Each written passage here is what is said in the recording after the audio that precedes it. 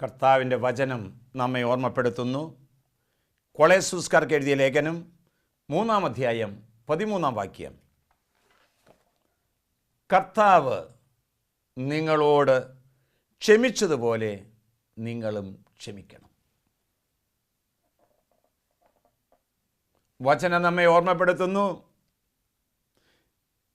തൻ്റെ സഹോദരനോട് കോപിക്കുന്ന ഏവനും ന്യായവിധിക്ക് അർഹനാണ്, വിധിക്ക് അർഹനാണെന്ന്.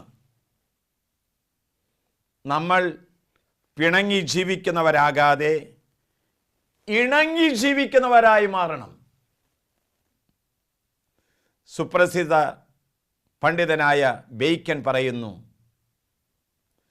പ്രതികാരം ചെയ്യുന്നവൻ ശത്രുവിന് തുല്യനാണ്, ക്ഷമിക്കുന്നവനോ ശത്രുവിനേക്കാൾ ശ്രേഷ്ഠനായിത്തീരുന്നു. വചനം ഓർമ്മപ്പെടുത്തുന്നു, തിന്മയ്ക്ക് പകരം തിന്മ ആർക്കും ചെയ്യാതെ നന്മ ചെയ്യുവാൻ നിങ്ങൾ ശ്രദ്ധയുള്ളവരായിരിക്കണം.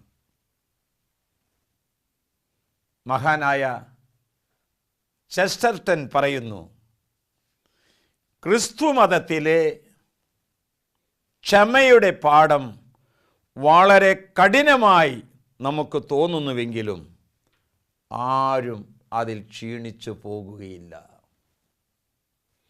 ക്ഷമിച്ച് കൽക്കരിക്കട്ടയെപ്പോലും തീക്കട്ടകളാക്കി മാറ്റുവാനായിട്ട് സാധിക്കും. ക്ഷമിച്ച് സ്നേഹത്തിൻ്റെ വലിയ പ്രകാശധോരണികളായി മാറുവാനായിട്ട് നമുക്ക് സാധിക്കും.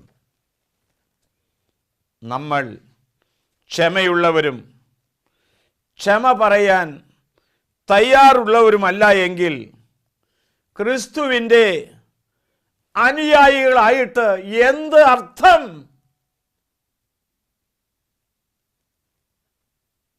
ആമേൻ.